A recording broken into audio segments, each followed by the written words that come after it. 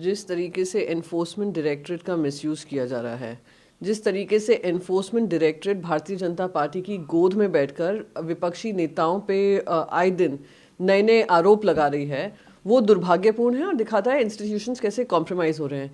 एक तरफ आपके सामने पूरा अडानी का खुलासा है, एनफोर्समेंट डायरेक्टरेट उस पर चुप्पी बांधे हुए है। एनफोर्समेंट डायरेक्टरेट उन मुद्दों पे चुप्पी बांधे बैठी है जिन्होंने भारतीय जनता पार्टी के वॉशिंग मशीन का इस्तेमाल कर भारतीय जनता पार्टी से जुड़ गए और सिर्फ विपक्षी नेताओं पे उनका काम चालू है।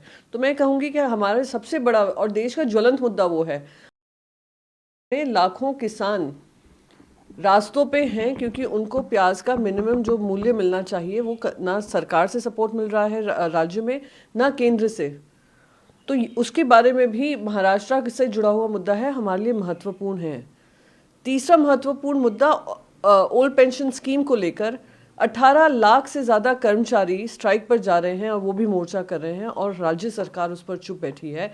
केंद्र सरकार किसी तरीके से उस पर संज्ञान नहीं ले रही है, जो जनता के बीच में तकलीफ पहुंचाएगा। तो कहीं ना कहीं जो सरकार अपने सत्ता में मस्त है और जनता को त्रस्त रखा हुआ है, दिखा रहा है। ये हमारे सारे ज्वलंत मुद्दे हैं और हम इसको आज भी पार्लियामेंट में रखेंगे। मुझे तो लगने लगा है कि पहले जो जिम्मेदारी दी थी गांधी परिवार पे आरोप लगाने की, वो स्मृति ईरानी जी को दी थी, उनसे शायद इस्तीफा ले लिया गया है इंटरनल कैबिनेट रीशफल में, और troll ministry information broadcasting minister को दे दी है।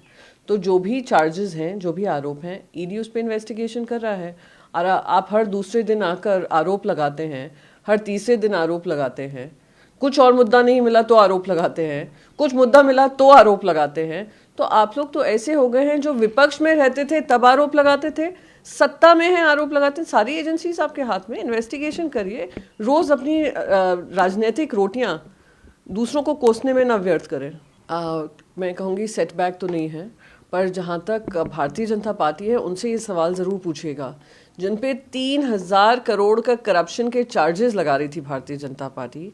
दोनों, मिंडे सेना हो या भारतीय जनता पार्टी हो, दोनों कह रहे थे कि एसआईटी का गठन होना चाहिए। वो क्या बीजेपी की वॉशिंग मशीन में धुलकर अब उनको क्लीन चिट मिल चुका है। और मैंने तो सुना है बीजेपी ने खुद ने एकनाथ शिंदे को लिखा है कि इनका एंट्री करना ये उनका जो क्लीन इमेज है उसको ख़राब करता है। तो कहीं ना कहीं वो राजनीति से जुड़े हुए नहीं थे, शिवसेना से जुड़े हुए नहीं थे, और उन्होंने दूसरी पार्टी ज्वाइन कर ली है, वो उनकी मर्ज़ी है। I think it's an independent democracy. पर जहाँ तक इनका सवाल है तो ज़रा भारतीय जनता पार्टी से पूछिए क्या इनकी भी कमीज़ साफ़ कर दी गई है। अगर जजमेंट आ रहा है तो आपको बोलने की ज़रूरत क्या है। सरदर्द तो आप जैसे लोग करते हैं देश में इस तरीके का ध्रुवीकरण फैलाकर। और देखिए, इसमें मुझे कोई सरप्राइजिंग स्टेटमेंट नहीं लग रहा है, क्योंकि कर्नाटका में आप लोग माहौल ये बनाने की कोशिश कर रहे हैं। आपको कर्नाटका जीतना है, पर वो ध्रुवीकरण पर जीतना है, जैसे आपने आसाम जीतने की कोशिश की, जैसे आपने बाकी राज्यों में काम करने का कोशिश की है। पर ये भी एक्सपायरी डेट के साथ आता है, इस तरीके का ध्रुवीकरण और इस तरीके के विचार और इस तरीके के बोल। और क्योंकि इनके हाथ से सत्ता जाने वाली है, इस तरीके का खिस्यानपट उनकी वक्तव्य में दिख रहा है। आज राम जन्मभूमि बन रही है, राम मंदिर बन रहा है, भव्य राम मंदिर बन रहा है, सबकी आस्था का विषय था। सुप्रीम कोर्ट ने उस पर निर्णय लेकर, एक ऐतिहासिक निर्णय लेकर वहाँ पर काम चालू है, जोर शोर से चालू है। हमारी पार्टी शिवसेना ने उसमें कंट्रीब्यूशन भी किया है, पर उसको अपनी राजनीति के लिए इस्तेमाल करना, अपनी ध्रुवीकरण के एजेंडा के लिए इस्तेमाल करना, वो भगवान श्री राम के उसूलों के भी खिलाफ है, हमारे हिंदू संस्कृति के भी खिलाफ है। तो आप पिद्दी ना बने।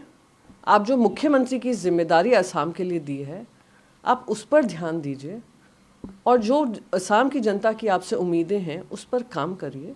वही मैं मानती हूँ भारत को आगे ले जाएगा। यहाँ पे जो दिल्ली में जो माहौल है, जो लेफ्टिनेंट गवर्नर और चीफ मिनिस्टर के बीच में आपसी संवाद भी देखते हैं, विवाद भी देखते हैं, उसके चलते अगर उन्होंने कोई इन्वेस्टिगेशन का कहा है, इन्वेस्टिगेशन तो इतनी सारी चल ही रही हैं ईडी पे, ईडी से लेकर सीबीआई, आईटी, अरेस्ट, अगर उनको बेल मिल रहा होता है तो ईडी आकर इंटरफेयर करने लगती है। तो ये भी एक इन्वेस्टिगेशन का हिस्सा है। तो जो भी लेफ्टिनेंट गवर्नर ने कहा है उसके आधार पर देखते हैं आगे क्या होता है।